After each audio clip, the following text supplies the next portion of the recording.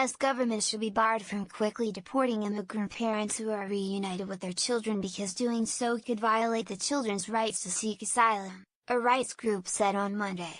The government is working to meet a court order to reunite by July 26 around 2,500 immigrant children who were separated by U.S. immigration officials from their parents at the U.S.-Mexican border.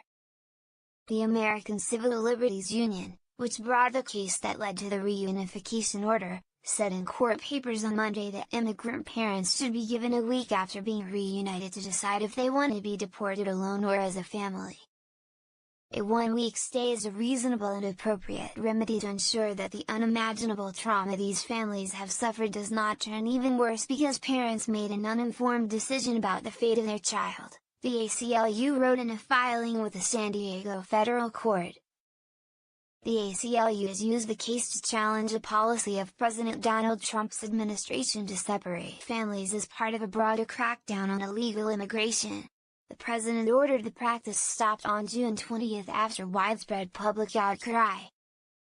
Judge Dana Sabra of the U.S. District Court for the Southern Districts of California and San Diego ordered on June 26 that children should be returned to their parents within specified deadlines, and has been overseeing the process. The ACLU's request could be considered at a 9:30 a.m. PDT, 1630 GMT, hearing on Monday before Sabra. In its filing, the ACLU said parents must determine if their child should remain in the United States to pursue their own asylum claim, but that decision requires time to discuss with a lawyer or advocate for the child.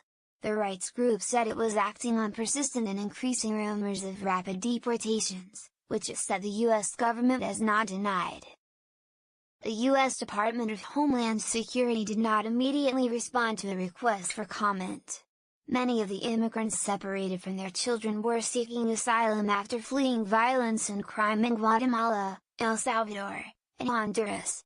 Children were sent to multiple care facilities across the country, and their parents were incarcerated in immigration detention centers or federal prisons, in keeping with the government's zero-tolerance policy under which all adults crossing the border illegally would face prosecution. New plan for reunification. Sabra chastised the government on Friday for asserting that pressure from the court to expedite reunifications could put children at risk. The U.S. Department of Health and Human Services, which has custody of the children, has since submitted a floor plan for reuniting families by the deadline. The government has said it has reunited all of the roughly 60 eligible children under 5 with their parents, although it failed to do so by the court-imposed deadline of July 6. Attention has now turned to reuniting the much larger group of children, those aged 5 to 17. A government plan filed with a court on Sunday calls for the health department to move the children to 8 locations operated by U.S. Immigration and Customs Enforcement, ICE, in coming days, possibly requiring working round the clock, according to an operation plan submitted to the judge. ICE and the Office of Refugee Resettlement will verify parentage and screen adults to weed out those with serious criminal backgrounds or other issues that can endanger children. Once verification is complete, parents and children will be reunited.